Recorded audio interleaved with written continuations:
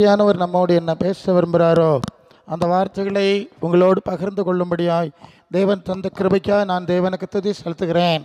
அன்புக்குரிய யாவருக்கும் இரட்சகரும் ஆண்டவருமாகிய இயேசுவின் நாமத்தினால என் அன்பின் நல்வாழ்த்துக்கள். ஹல்லேலூயா.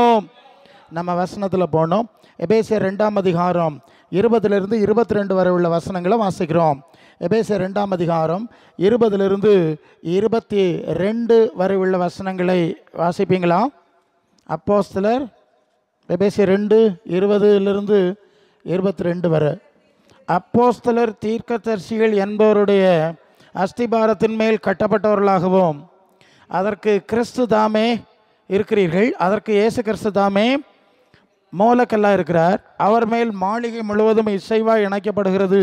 கர்த்தருக்குள் பரிசுத்த ஆலயமாக எழும்புகிறது.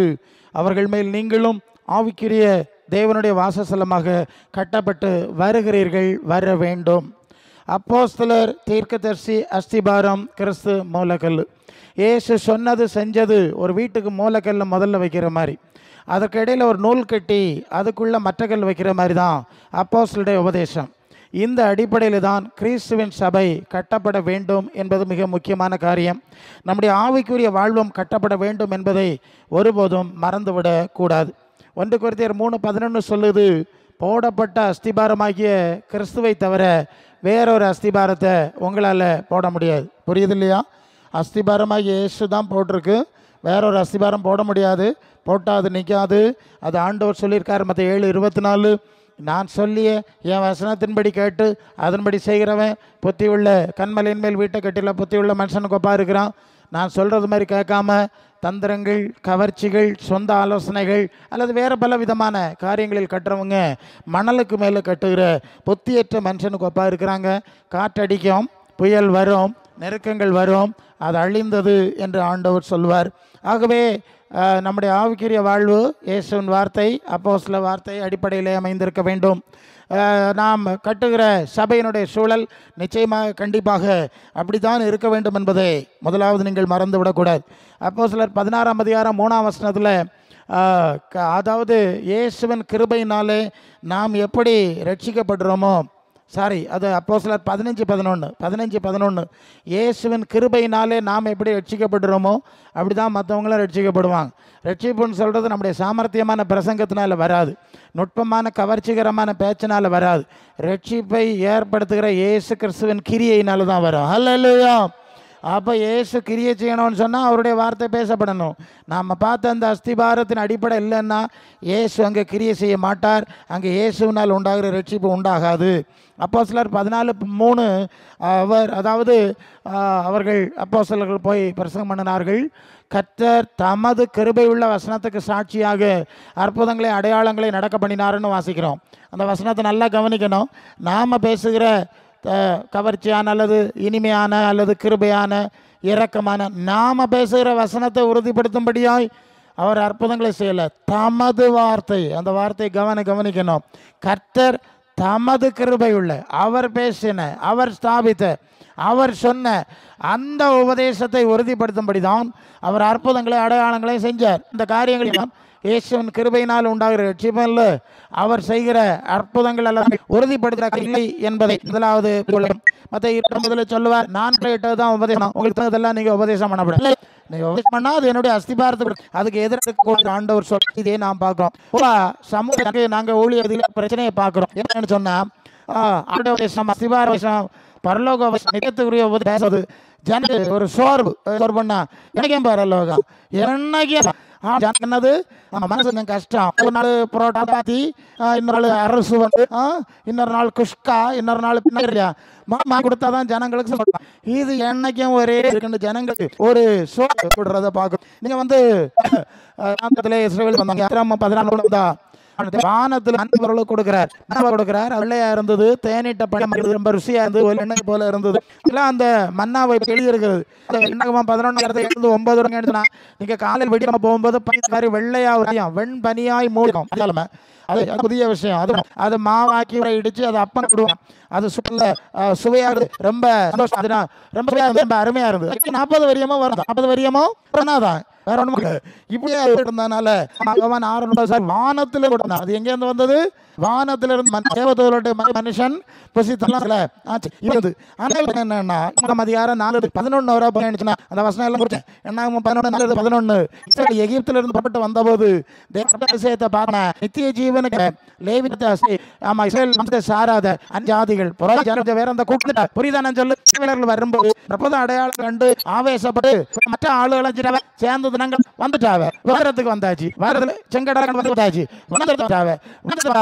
என்னைக்கு மன்னா இப்படி என்னைக்கும் ஒரு மன்னாதான் வந்திருக்கு. அப்போ அங்கே அது என்னாவும் 14 பின்னோடு நீங்க பார்த்துருக்க. இப்போ நாள் அழைக்கப்பட்ட ஜீவனுக்கு நேரம் இஸ்ரவேலுக்கு அதை கொஞ்சம் பேர் வந்தா அவைய பாதை வந்து மிகுந்த ஈர்கள். இப்படி நாம வெள்ளரிக்காய் தின்னோம், வெங்காயம் தின்னோம், கொம்மட்டிக்காய் தின்னோம். இங்க என்னைக்கு அந்த மன்னா ஒண்ணுதான் கிடைச்சது கொள்ளாமா அப்படின்னு அழ ஆரம்பித்தார்கள், சத்தம் போட ஆரம்பித்தார்கள். இஸ்ரவேலெல்லாம் சேர்ந்து அழுதார்கள். அவைகளுக்கும் கிண்டி விட்டது வந்தது. எங்களுக்கு அது இல்லையா? என்னத்தை உங்க ஆண்டவர் என்னைக்கு அந்த மன்னா மட்டும் தானே தருவார், வேற ஒன்றும் தரமாட்டாரா? கொம்மட்டிக்காய் இல்லையா, வெள்ளரிக்காய் இல்லையா, வெங்காயம் இல்லையா? அங்கெல்லாம் தாராளம் கிடச்சுமே. ஐயே உங்களை உங்கள் தேவன் கெடுத்து போட்டார், ஏமாற்றி போட்டாருன்னு இவைகளையும் குழப்பியாச்சு. யாரை குழப்பியாச்சு? இஸ்ரவேலர்களையும். இப்போ இஸ்ரவேலர்லாம் அழுகிறார்கள். எல்லாம் அங்கே இருக்குது. எல்லாரும் மோசே வந்தான். இது என்ன ஒரே அழுக சத்தமாக இருக்குது? என்ன வந்து பார்த்தா என்னடா யோசுவா இது என்ன ஜனங்கள் கடந்து ஒரே கூப்பாடாக இருக்குண்ணா. ஜனங்கள் வந்து என்ன கூப்பாடு போடுகிறார்கள் அப்படின்னு பார்த்தா அப்போ யோசுவா சொல்லியிருக்கேன் இப்படி ஆகும். என்னைக்கும் மன்னாவாம் ஜனங்களுக்கு மன்னா பிடிச்சா இல்லையா? கொஞ்சம் வெள்ளரிக்காய் வெங்காயம் எல்லாம் கலந்து மாற்றி மாற்றி கொடுக்கணுமா. இப்படியாக அழுகிறார்கள் என்று சொல்லுகிற ஒரு செய்தி அங்கே இருக்குது. உங்களுக்கு புரியணும்னு நினைக்கிறேன். ஆண்டவர் தம்முடைய பிள்ளைகளை அழைத்தார். உலகத்திலிருந்து வேறுபடுத்தியாச்சு, எகிப்திலிருந்து வெளியே கொண்டு வந்தாச்சு, வனாந்திரத்தில் கொண்டு வந்தாச்சு. உலகத்தில் உள்ள விவசாய சாப்பாடு கொடுக்கல பார்த்துக்க. இங்கே அம்படம் விஷம் தானே, அம்படம் விஷயாரி தானே வருது இல்லையா? அவர் அப்படி கொடுக்கல. அவர் பரலோகத்திலிருந்து மன்னா, பரலோக செய்தி, நித்தியத்துக்குரிய செய்தி, நித்திய ஜீவனுக்குரிய செய்தியே கொடுத்துக்கிட்டே இருந்தார். சாப்பாடை கொடுத்தா ஜனங்களுக்கு. இதுகளுக்கு பழக்கம் இல்லை பார்த்தீங்களா? பரலோகத்தில் பழக்கம் இல்லை இல்லையா? நித்திய ஜீவனுக்கு அழைக்கப்படலை இல்லையா? அதுகளுக்கு வெங்காயம் வெள்ளரிக்காய் கொம்மட்டிக்காயிலே சுற்றிட்டு இருந்து. நீங்கள் பாருங்கள், ஆண்டவர் கொடுத்த அந்த ஆகாரத்தை புசித்த போது உபாகமம் 29:5 சொல்லுது, அவருடைய வஸ்திரம் பழசா போகலை, அவருடைய செருப்பு தேயலை, அவர்கள் ஒருத்தருக்கும் சோக்கேடு வரையலை.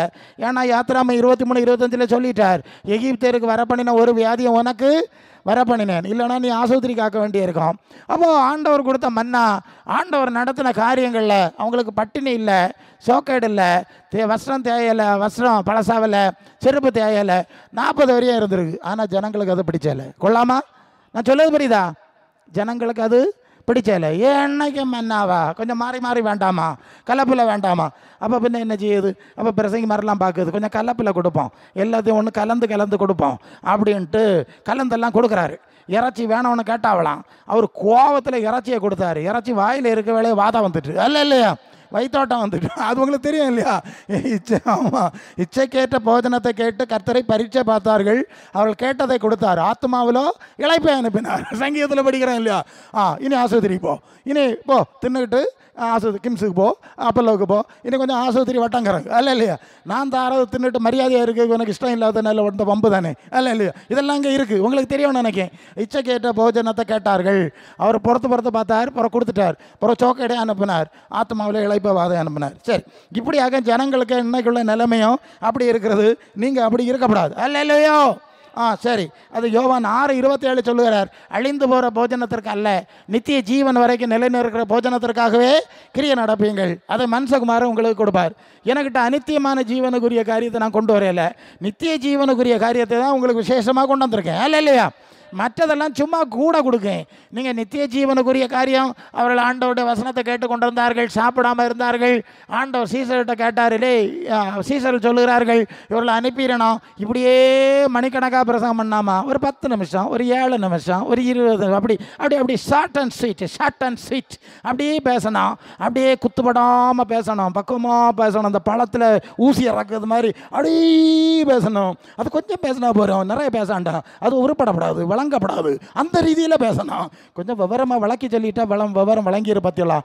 அப்படி ஷார்ட்டாக சொல்லிட்டா அதுகளுக்கும் புரியாது, நம்மளுக்கும் பிரசங்கம் பண்ண மாதிரி கடமையை நிறைவேறும். ஆண்டவர் ஒரே பிரசங்கம் 3 நாள் நடந்திருக்குன்னு நினைக்கேன். ஜனங்கள் போவே இல்லை, கேட்டுட்டு இருக்கா, சாப்பிடல. அப்போது சீசல் கேட்க இப்படி கடந்து பனி கணக்காக பேசி என்னத்துக்கு ஒன்றும், அது நீ வீட்டுக்கு போச்சலாம், அதை சாப்பிடணும் போனோம். அப்படியா, நேரம் பிந்திட்டு இல்லையா? சரி. அப்போ என்ன செய்யுது? இப்போ இவ்வளோ நேரம் இருந்துங்க பிரசங்கம் கேட்டாவே இல்லையா? இனி வெறும் வயத்தோட அனுப்புது எப்படிடே? சோறை என் சாப்பாட்டை நீங்கள் கொடுத்து விடுங்க. அவர் கேட்குற சாப்பாட்டை நாங்கள் கொடுத்து விடுறதுக்கு என்னத்தை தந்து வச்சுருக்கிறீங்க எங்கள் கையில்? வெறும் கையோட வாருங்க, வெள்ளி மண்ணை எடுக்கப்படாது. அப்போ எல்லாம் கிடைக்கும்னு அக்கா எங்களை கூப்பிட்ருக்கு. இப்போ இவங்களுக்கு நாங்கள் எங்களோட சாப்பாடு கொடுக்குது அப்படின்னு சொல்ல. இது ஒன்றும் நடப்பில்லாத காரியம், அவங்க விவரம் கிடையாது போய். ஆமாம், நிறைய பிரசங்கம் பண்ணி அவங்க புத்தி பதிலிச்சு போச்சு இப்படியெல்லாம் சொல்ல. அப்போ சொல்லாரு, சத்தம் போடாங்க, உங்கள்கிட்ட என்னடே இருக்குது? என்னத்தை இருக்குதா? இவ அங்கெல்லாம் தேடி பார்க்க என்னத்தை இருக்குதா? இங்கே என்னத்தை இருக்குது? அங்கே சுற்றி தொலைஞ்சி தேடி பார்த்தா ஒரு பயலுக்கிட்ட 5 அப்பமாக 2 மீனும் இருக்குது. 5 அப்பமாக 2 மீனே இருக்குது. என்னத்தை இருக்குது? இதுதான் இருக்குது. நீர் தந்து வச்சது ரொம்ப தந்து வச்சுட்டே இல்லையா? சரி சத்தம் போடாங்க, கொண்டு வரங்க, இருக்குது எடுத்துகிட்டு வாருங்க. அதை கொடுத்தது ஆசீர்வதிச்சு கொடுத்தார். எல்லாருக்கும் கொடுத்து 5000 பேருக்கு கொடுத்தாச்சு. இந்த பயவளுக்கு ஆளுக்கு ஒரு கூடை அங்கே இருக்கான். 12 கூடை நிறைய மிச்சம் வந்துட்டு மிச்சம். லேய் தின்னு வேணுமாண்ணா ஒருத்தருக்கும் வேண்டாம். 12 கூடை லேய் ஒருத்தர் ஆளுக்கு ஒன்று சுமத்துட்டு வாருங்க என் பின்னால். சரி. இப்படி எல்லாம் ஆண்டவர் சும்மா கொடுக்குறதாகும், இதெல்லாம் சும்மா கொடுக்குறதாகும். அப்போ நித்திய ஜீவனை கொடுக்கறதை பிரதானமாக கொடுக்குறார், இதெல்லாம் சும்மா கொடுக்குறார். இதுக்கெல்லாம் பிரசங்கம் எல்லாம் பண்ணணும்னு அவசியம் கிடையாது. ஓகே. அப்போது ஆண்டவர் நித்திய ஜீவன் வரைக்கும் நிலையில் இருக்கிற போஜனத்தை தருவேன்னு சொல்லுவார். நீங்கள் கேட்குறீங்க, எங்களுக்கு அந்த பரலோக இதெல்லாம் வேண்டாம், கொம்மட்டிக்காய், வெள்ளரிக்காய், வெங்காயம் இந்த மாதிரிப்பட்டது உண்டு இல்லையா, இது மட்டும் உண்டுன்னா தாரோன்னு கேட்டால் அவர் என்ன செய்வார்? அவர் யோசிக்கணும். அப்போ நான் வானத்திலேருந்து வந்தவன்ட்ட என்கிட்ட நித்தியத்திலேருந்து வந்தவன்ட்ட நித்தியமானது இருக்குது, வேண்டாமா? அவனுக்கு வேற வேணும்னா என்ன செய்யணும்? இப்போ லூக்கா சுவிசேஷம் கவனிக்கிறீங்களா?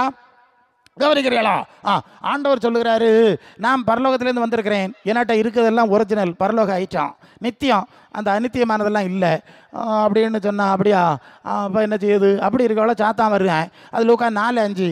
அவன் சொல்லுகிறான், நான் பூமியின் உயர்ந்த ஸ்தானங்களில் உங்களை ஏற இருக்க பண்ணுகிறேன். இப்போ புரிஞ்சுதா? அவர் பரலோகத்தை சொல்லுகிறார், இவன் பூலோகத்தை சொல்லுகிறான். அப்படின்னு அவன் பிரசங்க ஆரம்பித்தாச்சு.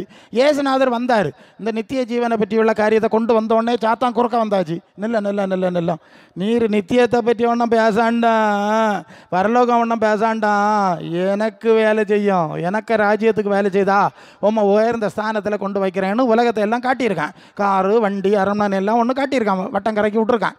ஆண்டவர் சொல்லார், எனக்கு பின்னால் போய் பிசாச, நான் பரலோகத்திலேருந்து வந்து நித்தியத்திலேருந்து வந்து நித்தியத்தை கொண்டு வந்திருக்கேன், நீ அநித்தியத்தை பேச சொல்லுது. ஆனால் அவனை அடித்து விரட்டிட்டாக்கும். மற்ற 4:17 அது முதல் இயேசு மனம் திரும்புங்கள், மனசை எங்கே பூமியில் சுத்தாத, கண்ணை உருட்டாத, பரலோகத்துக்கு நிறைய திருப்புன்னு சொல்லி முதல் பிரசங்கத்தை ஆரம்பித்தார்.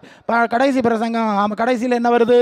வெளிப்படுத்தல் 3:21, நான் ஜெயம் கொண்டு பிதாவாகி தேவனுடைய வலது பார்சத்தில் விட்டிருக்கிறது போல நான் இருக்கிற இடத்துல உங்களையும் உட்கார பண்ணுவேன். அதனால தான் எபேசியர் 2:7 உன்னதங்களில் அவரோடு கூட உட்காரும்படி செய்தாருன்னு சொல்லியிருக்கு.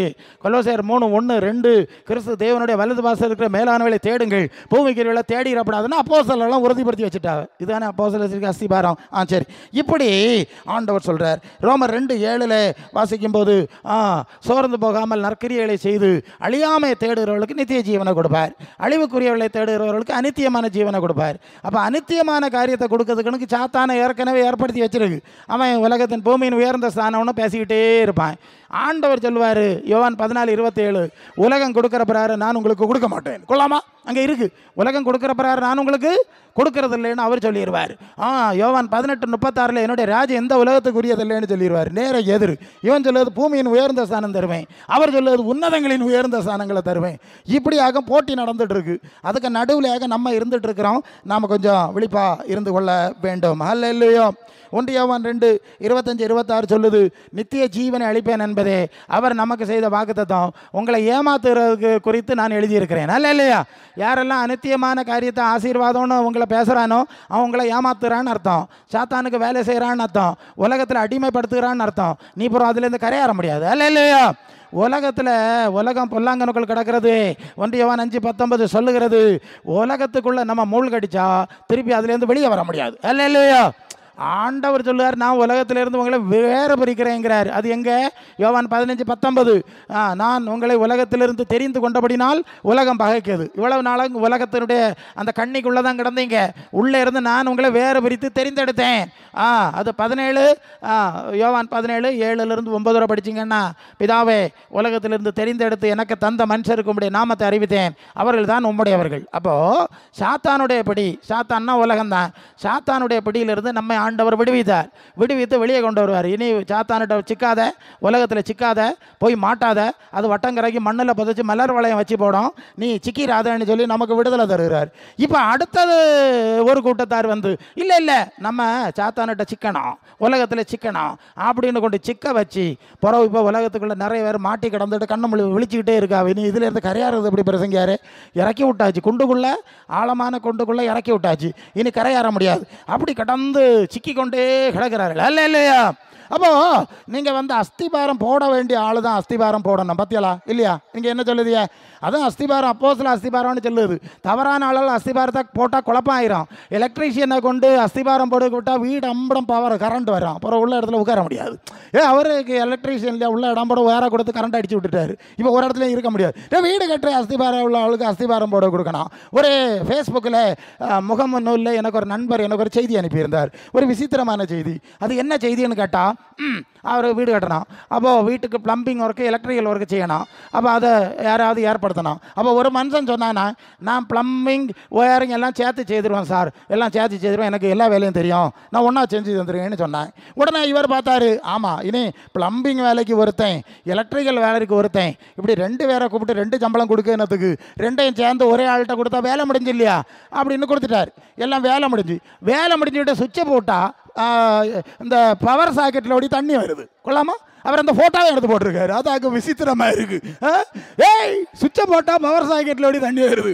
பிறகு தான் இவர் யோசிக்காரு, நான் ப்ளம்பிங்கையும் ஒயரிங்கையும் ஒன்றா செஞ்சிருவேன், அவன் சொன்ன வேலையை நான் சுதாரிச்சிருக்கணும், நான் 2 சேர்த்து செய்வேன்னு சொன்னா இல்லையா, மாறி எல்லாத்தையும் கனெக்ட் பண்ணி விட்டுட்டேன் அப்படின்னு அவர் கிண்டலாட்டம் விளக்கம் போட்டிருக்காரு. ஒரு படம் வேறு போட்டிருக்காரு. எனக்கு வேடிக்கையாக இருக்குது. இல்லையா? எலக்ட்ரிஷியன் வேலை செய், மர ஆசாரி மர வேலையை செய், அஸ்திபாரம் போடு. அஸ்திபாரம் போடாத ஆள், தெரியாத ஆளில் கொண்டு அஸ்திபாரம் போடப்படாது. பவுல் சொல்லுகிறார், நான் புத்தி உள்ள சிற்பாசாரியை போல அஸ்திபாரம் போட்டேன். எப்படி போட்டேன்? புத்தி எனக்கு அந்த அதிகாரம் தந்தார், அனுமதி தந்தார், அதை வச்சு நான் அஸ்திபாரம் போட்டேன். அதுக்கு மேலே மரங்கல்ல வச்செல்லாம் நீங்கள் கட்டுங்க, நீங்கள் எப்படி கட்டுறதுன்னு பார்த்துக்கிடணும். அஸ்திபாரத்தை நீங்கள் மாற்றிக்கிட மாட்டியா? இல்லையா?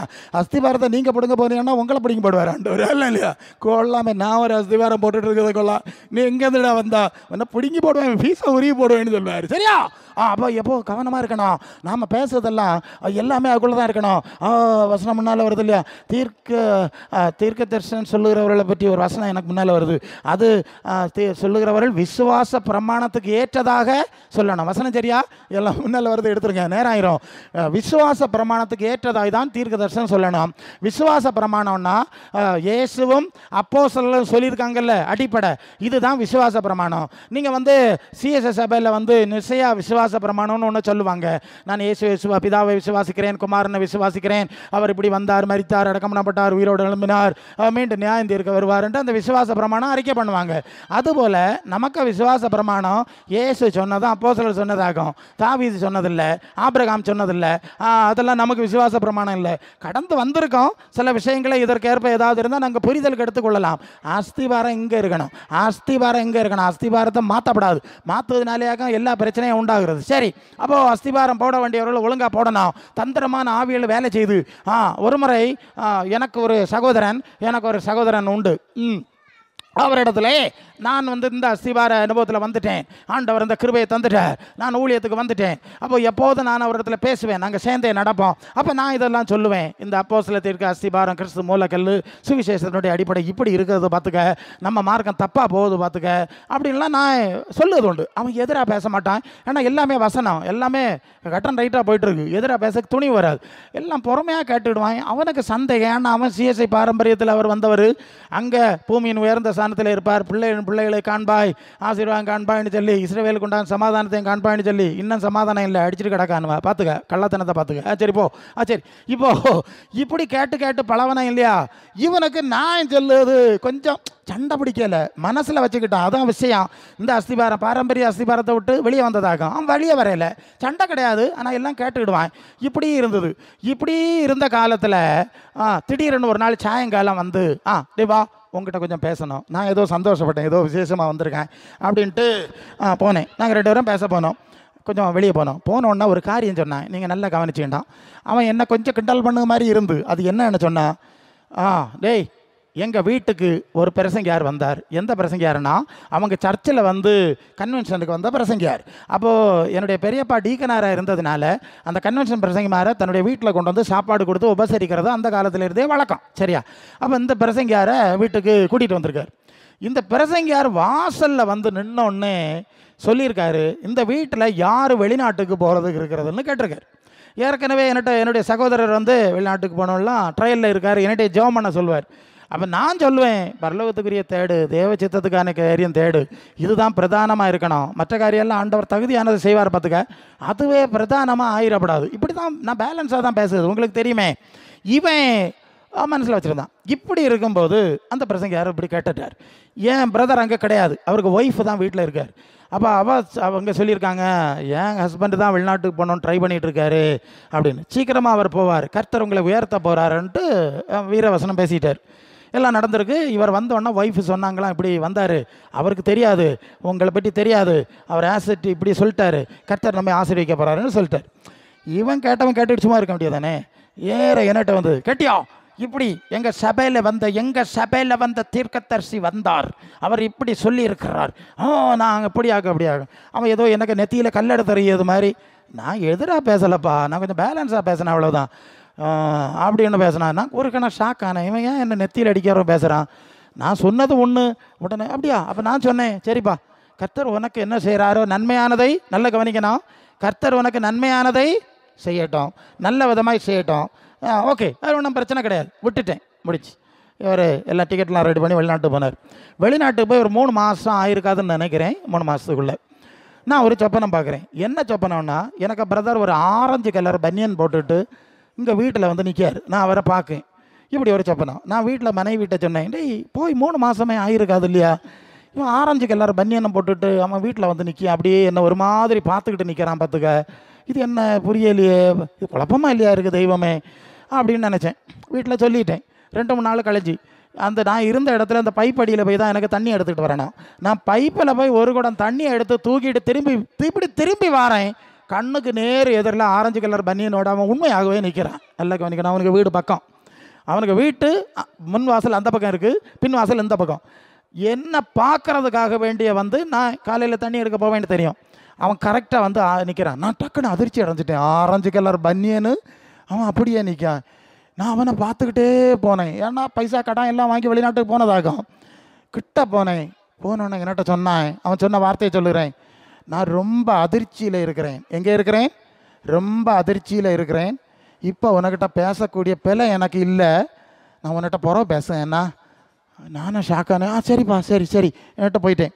அப்புறம் ஒரு 2 நாள் கழிஞ்சு தான் அவன் ரிலாக்ஸ் ஆனான். கொஞ்சம் சொன்னான். திருப்பியும் கூப்பிட்டான். நாங்கள் போனோம். அவன் சொன்னான், டேய் போனோம் பார்த்துக்க, என்ன அங்கே போட்டு சவிட்டி மிதித்து போட்டாவ, அவன் அங்கே போட்டு சவிட்டி கக்கூசு கழுவில் வெத்தலை வாங்கிட்டு வாழ, அந்த தேசத்தில் மாலி எல்லாம் போட்டு சவிட்டி மிதித்து போட்டாவ. எனக்கு வீட்டுக்கு ஓடிடலான்னு தோணும். அப்போ கூட இருக்கவனு சொன்னாலாம், இல்லை 3 மாதம் நம்ம இப்படி தான் போட்டு சவிட்டு மிதிப்பானுவேன். ஏன்னா அதுக்கு பிறகு தான் நம்ம வேலையை கன்ஃபார்ம் பண்ணுவாங்களாம். அது அவங்க முறையாம். சரியா? 3 மாதம் மிதிப்பாங்க, அதுக்கு பிறகு கன்ஃபார்ம் பண்ணுவாங்க. அதனால் ஆத்திரப்பட்டுறாத, பொறுமையாக இரு, சகிச்சு கொள்ளு அப்படின்னு சொன்னனால நானும் சகிச்சுட்டு இருந்தேன். ஏறக்குறைய 3 மாதம் நெருங்கியாச்சு. எனக்கு வேலையை கன்ஃபார்ம் பண்ண வேண்டிய நாள் வந்தது. என்னை கூப்பிட்டானுவேன், நீ பெட்டியை எடுத்துகிட்டு போன ஊருக்கு போ. அது ஏன் சார்? அது உனக்கு ஸ்தானத்தில் வேற ஒருத்தர் நாங்கள் கன்ஃபார்ம் பண்ணியாச்சு. கொள்ளாமா? இவனுக்கு ஸ்தானத்தில் வேற ஒரு ஆளை கன்ஃபார்ம் பண்ணியாச்சு. இவனுக்கு தலையில் இடி விழுந்தது மாதிரி ஆச்சு. இதாக நியாயம் பேசினா பெட்டியை எடுத்துகிட்டு வீட்டுக்கு போயிரு, இல்லைன்னா போலீஸில் ஆக்கி போடுவோம். முடிஞ்சு போச்சா? வீட்டுக்கு வந்து அதான் சொல்கிறாரு, எனக்கு அதிர்ச்சியிலேருந்து நான் மீளவில்லை அப்படின்னு சொன்னார். 4 வருஷம் சொன்னேன், ஜோம் பண்ணேன், கர்த்தர் கைவிட மாட்டார், உன்னை நடத்துவார். இன்னைக்கு அவர் வெளிநாட்டுக்கும் போகலை, கவர்மெண்ட் உத்தியோகம் செய்யலை, ஏதோ அவருடைய பாட ஆண்டவர் நடத்தி கொண்டிருக்கிறார். நான் எதுக்கு சொல்லுகிறேன்னு சொன்னால், சாத்தான் ரொம்ப சாமர்த்தியமானவன் பார்த்துக்க. நான் பரலோகத்தை நித்திய ஜீவனை மேன்மையை பற்றி பேசுகிறேன், மற்றது தகுதியானது உனக்கு தந்தா எடுத்துக்கான்னு சொல்லுகிறேன், அதில் ஒன்றும் பிரச்சனை இல்லை. அதுக்கடையில் ஒரு கள்ள தீர்க்கதரிசி வந்து ஒரு நாடகம் ஆடிட்டு நான் மனசுக்குள்ளே நினச்சி பார்த்தேன், தெய்வமே நான் தப்பாக ஒன்றும் செய்யலையே, இது என்ன ஒரு பெரிய போட்டி மாதிரி ஆயிட்டு. சரி போட்டு, நமக்கு என்ன, நமக்கெல்லாம் தெரியுமா என்ன, ஒன்றும் தெரியாது, பேசாமல் போகணும். இது மாதிரி பல தந்திரங்கள் நடக்கும். பிசாசு சாமர்த்தியமானவனாகும். நித்தியத்திலிருந்து உன்னை இழுத்து போகிறதுக்கு, பரலோகத்திலிருந்து பூலோகத்தில் தள்ளி போடுறதுக்கு, பூலோகத்தில் சிக்க வைக்கிது. நீ மனசில் ஆக்கிக்க, அவன் பூலோகத்தில் பிறவு, கடன், கண்ணி, பலவிதமான பிரச்சனை அவன் அப்படியெல்லாம் பேசுவான். அதனால் நான் என்ன பொறுத்த வரைக்கும், நீ ரட்சிக்கப்பட்டியா, மனம் திரும்பினியா, ஆண்டவருடைய வார்த்தையை ஏற்றுக்கொள்ளுதியா, அவருடைய பாதத்தில் இருக்குதியா, அவருடைய ஆவினால் நடத்தப்படுதியா, அதை முதல்ல செய். அதுக்கு காரியத்தை அடுத்தது முதல்ல மற்ற செய்வார். அல்லாமல் நீ ரட்சிக்கப்படாத உனக்கு ஆசீர்வாதம் நான் பேச முடியாது, நீ வந்தவொன்ன உன்னை பூமியில் ஏற்றுவாருன்னு நான் சொல்ல முடியாது. நீ ஆண்டவருக்குள்ள தகுதிப்படு, அதுக்கப்புறம் உனக்கு என்ன வச்சிருக்காரு அதில் நாங்கள் குறுக்கிட போகிறதில்ல, அது வேற விஷயம், அது அவர் செய்யட்டும்.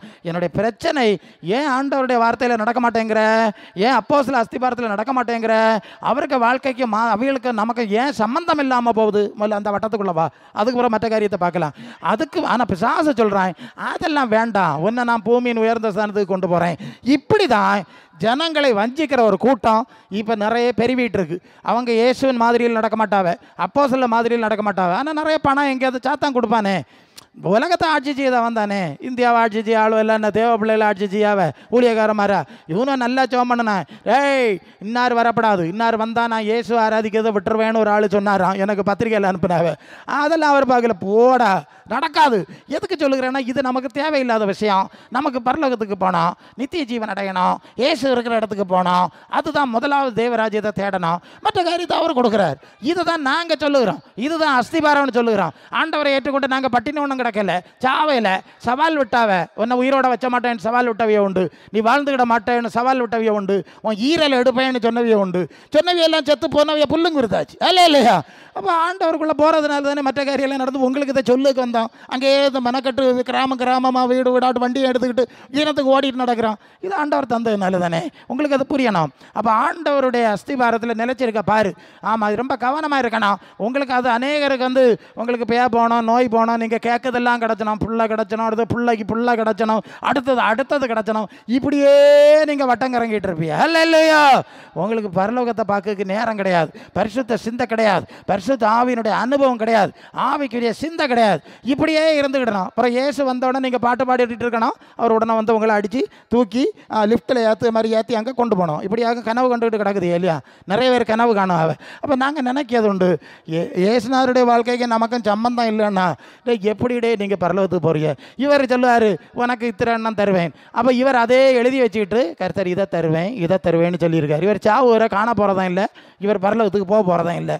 முதலாவது தேவராஜ்யம் நாளைக்கு நடக்க தெரியாது இல்லையா, யாக்கோபு 4:14.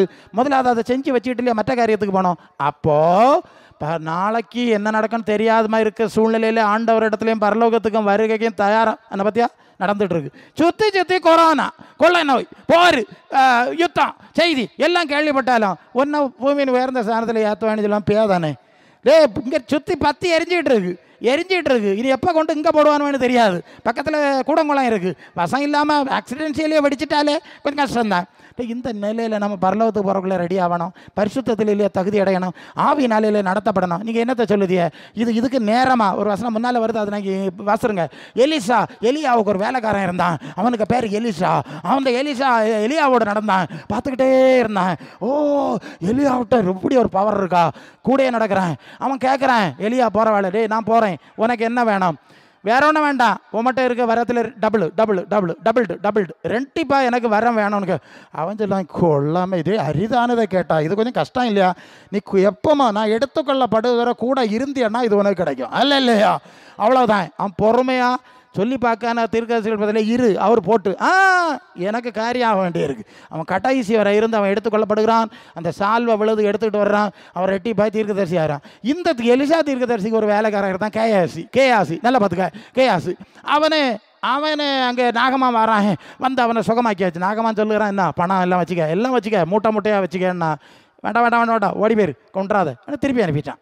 இந்த நாகமாக என்ன செஞ்சான், அவன் போன பிறகு குறுக்கோழியில் ஓடி போய் நீங்கள் போன பிறகு வேறு ஆளுவை வந்து கொஞ்சம் அது இதெல்லாம் வேணும் எல்லாம் வாங்கி கொண்டு தனக்கு வீட்டில் கொண்டு ஒழிச்சு வச்சுக்கிட்டு நல்ல பிள்ளை மாதிரி மோத்தம் தொடச்சிக்கிட்டு நிற்கிறான் எலிசாக்கு என்ன. அவன் கேட்டான்டே எங்கே போனா நீ?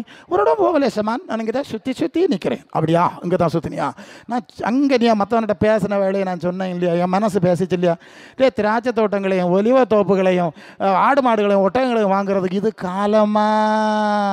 அந்நிய ராஜாக்களுடைய அவருடைய தாக்குதலில் சிக்கி ஆமாம் இந்த தேசம் அல்லோலதி பட்டுட்டு இருக்க நேரம் இல்லையே, இது நமக்கு காலமா? அந்த காலத்திலே சொல்லியிருக்கான் இது நமக்கு காலம் கிடையாதுன்னு சொல்லி அவனுக்கு குஷ்டரோகத்தை வாங்கிக்கான்னு சொல்லி விட்டுட்டான். ஏசுநாதர் கூட 12 பேர் இருந்தாவ இல்லையா, ஒருத்தன் யூதாசு. அவன் ஏசுநாதர் லாசரை உயிரோட எழுப்புவரை கூட இருந்திருப்பானா இருந்திருக்க மாட்டானா? எப்போது கூட இருக்கிறதுக்கு வச்ச ஆளில் ஒன்றும் இல்லையா? அற்புதம் எல்லாம் பார்த்தப்புறம் அவனுக்கு அதுக்கு மேலே மனசு போகலை. அவனுக்கு ஆமாம் இவர் ஆமாம் இப்படியே பிறகு நித்தியம்னு சொல்லி ஒன்றும் இல்லை.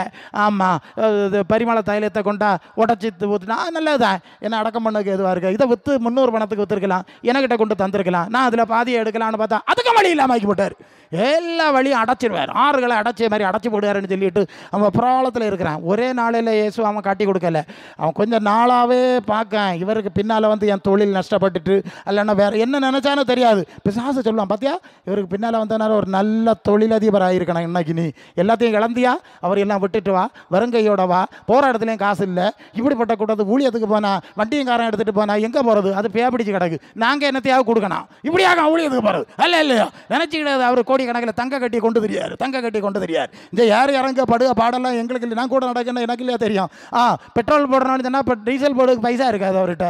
பாச டீசல் போடணும், போடலாம் டீசல் போடுறேன் நான் இல்லையா, வண்டி ஓட்டுது மீட்டர் இறங்கிட்டே வருது, ஒரு இடத்துல ரொம்ப டவுனு சைவர் வண்டி ஓட்ட முடியாது, இந்த மனுஷன் செவியில் யாரையில் அதெல்லாம் போடலாம். ஒரு பெட்ரோல் பல்கில் போயாச்சு, வண்டியை விட்டுட்டு பெட்ரோல் போடுறானா இல்லை வேற எங்கேயா போடலாம் போங்க திருநெல்வேலியாச்சு. இது வில்லங்கம். என் ராத்திரி சாயங்காலம் இருட்டு 7 மணிக்கு மேலே கூட்டம் 2 பேரும் பிரசங்கம் பண்ணோம். பார்த்தேன் அடுத்தது நான் இப்படி ஓட்டிக்கிட்டே இருக்கவள எனக்கு பாக்கெட்டுக்குள்ளே கையை வச்சேன், என்னத்தையோ தட்டுப்பட்டு அப்படியே பார்த்தேன். அது ஒரு நோட்டு வச்சுக்கிட்டேன். அவர்கிட்ட சொல்லலை, அவருக்கு இருக்கார். அடுத்த பெட்ரோல் பல்கில் நானே கொண்டு சரார்னு உள்ளே விட்டேன். பெட்ரோல் போடு என்கிட்ட இருந்த பைசாயை கொடுத்து போட்டுட்டு எப்படி போட்டுட்டு வந்தோம். திருப்பி வரும்போது அவர்கிட்ட பாக்கெட் வந்துட்டு எனக்கு பாக்கெட்டில் செருவினர் எடுத்து கேட்கல சரி இருக்கட். அப்போ இப்படி ஆகும் ஆண்டவருக்கு நடது. அப்போ யூதாஸ் பார்த்தான் நேரத்தே வேற தொழில் பார்த்து பாருந்தா தொழில் அதிபர் ஆகியிருக்கான், இவருக்கு பின்னால் வந்தது தானே இப்படி ஆச்சுன்னு சொல்லி அவரை வித்தாவது பழைக்கணும். கடைசியில் என்னது, இனி வேற வழி இல்லை, ஒரு கூட்டம் காத்திருக்கு பிடிச்சதுக்கு. அங்கே போய் ஒரு பேச வேண்டியதான், நான் காட்டி தரேன் என்ன தருகிறீர்கள் இல்லையா, 30 பைசா தரோம், 30 வெள்ளி காசு தரோம் போதுமா, எங்கள் கணக்கு அது தான், எங்கள் நியாயப்பிரமாணம் அப்படி தான் சொல்லுது தாரேன்னா ஓகே வாங்கியாச்சு. பைசா எல்லாம் முன்கூட்டியே கொடுத்தாரு, அட்வான்ஸ் ஆட் வாங்கிட்டாக்க ஏசுநாதரை முத்தத்தினாலே காட்டி கொடுத்தான். பார்த்துக்க வேற பேதுருவை நமக்கு தெரியும், அவருடைய நிழல் பட்டவிகளெல்லாம் சுகமாச்சு. அந்த கல்லின் மேல் சபையை கட்டுவேன்னு சொல்லி அவருக்கு வல்லமை அதிகாரத்தையும் கொடுத்து தேவன் இன்று வர அவருடைய நிருபம் இருக்குது, அவர் மூலமாக ஊழியம் இருக்குது. அப்போது அவனும் இயேசுநாதரோடு கூட இருந்தவன் தான். யார்? பேதுரு. யூதாசும் இயேசுநாதரோடு கூட இருந்தவன் தான். எலிஷாவும் எலியாவோடு இருந்தவன் தான். தீர்க்கதரிசியோடு இருந்தவன் தான். கேயாசியும் தீர்க்கதரிசியோடு இருந்தவன் தான். நம்முடைய மனநிலையாக்கும், நம்முடைய மனசு எங்கே இருக்கோ அதற்கேற்ப தான் நம்முடைய வாழ்க்கை வரம். பார்த்துக்க, நான் இயேசுநாதரோடு ரொம்ப வரியம் இருந்தேன்னு நீ யாரும் சொல்லப்படாது.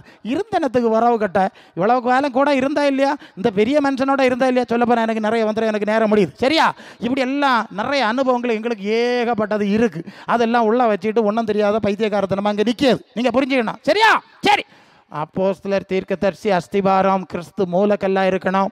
அந்த அடிப்படையில் தான் நீங்கள் தேவனுடைய மாளிகையாக கட்டப்படணும், தேவனுடைய வாசஸ்தலமாய் கூட்டி கட்டப்பட்டு வரணும். அப்படி வந்தால் தான் அந்த பரலோக மகிமையின் வாசஸ்தல ராஜ்யத்துக்கு போக முடியும், வருகைக்கு போக முடியும். இந்த வசனங்களை ஞாபகத்தில் வைத்து எச்சரிக்கையோடு வாழ கர்த்தர் உங்களுக்கு உதவி செய்வாராக. இந்த வார்த்தையினால் கர்த்தர் உங்களை ஆசீர்வதிப்பாராக. ஆமென்.